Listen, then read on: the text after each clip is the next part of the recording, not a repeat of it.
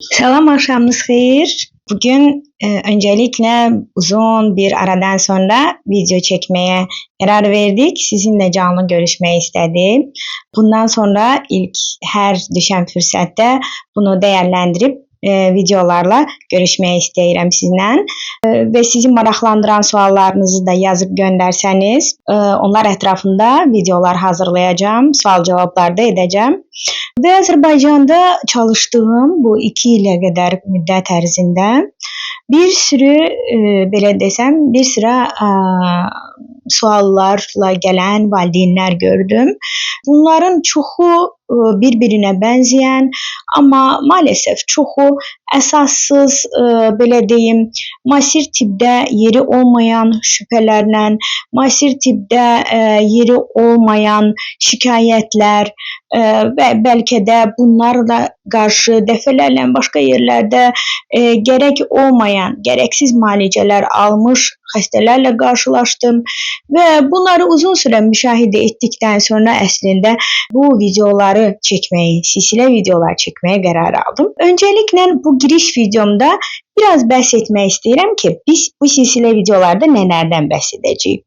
Birinci videomuzda mən istəyirəm ki, valideynlərdə mən bir dövlət xəstəxanasının həkim pediatri bir bölüm rəhbəri kimi çox sıx qarşılaşdığım və dövlət xəstəxanalarımızda da bilirsiniz, xəstə sıxlıqlarında çox rastlaşdığım bir sual. Xəstələr tez analizi verməliyik, ac verməliyik, ac gətirmişik, susuz gətirmişik və mən bu məsələyə biraz aydınlıq gətirmək istədim. Gerçək doğrudanmı uşaqlar ac və susuz olmalıdır analiz verməmişdən öncə və bu nə qədər önəmlidir? Hər analizdə ac olmalıyıqmı, susuz olmalıyıqmı?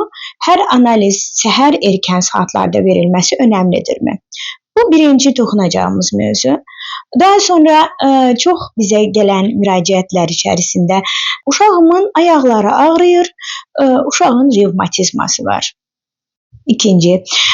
Üçüncü, uşağım heç yemir, böyümür, iştahı yoxdur, buna iştah dərmanı verin. Bu da üçüncü, çox gələn, belə deyim, absurd tibbdə yeri olmayan, əsası olmayan valideynləri bəlkə də, necə deyim, bəzən əsassız müalicələrə, yersiz dərmanlara istifadəsinə sövq edən şikayətlərdən biri. Çox qaşınır, narahatdır, dişini qıcıyır, ağzından su gəlir, qurdu var. Uşağım çox əsəbidir, nervpatoloq istəyirəm və s. və ilaxır. Burada spontan bir görüşmə olduğu üçün heç bir qeyd etməmişəm. İndi spontan olaraq ağlımda olanları sizinlə bölüşürəm və bunun kimi bir sıra şikayətlər və bunlar məni həqiqətən də çox narahat edir və gerçəkdən narahatlıq yarada biləcək şikayətlər arxa planda qalır və bu cür şikayətləri valideynlər önə çıxardırlar və biz gerçək xəstəlikləri görmürük, gerçək xəstəlikləri heç üzə çıxarda bilmirik.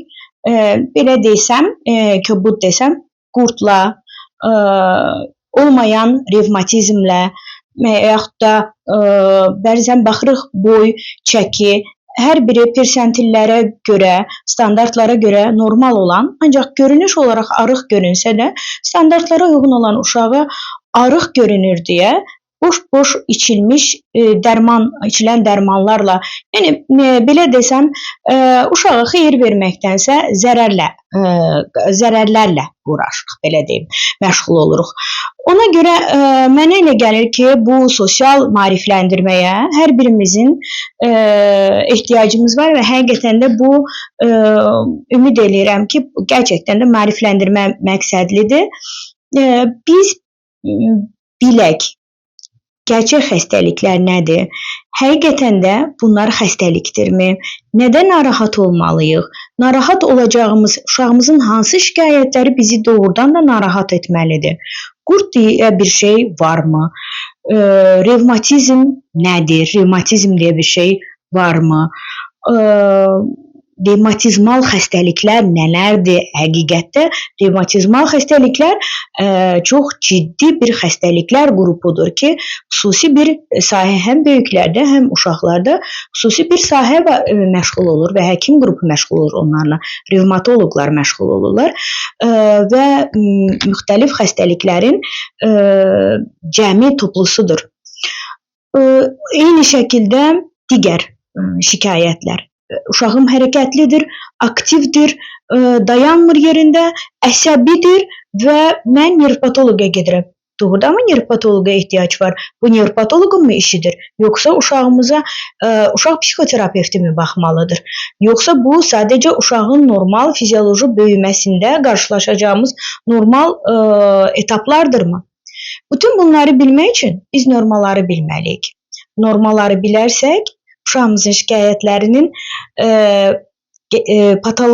patologiyadırmı, yoxsa normaldırmı?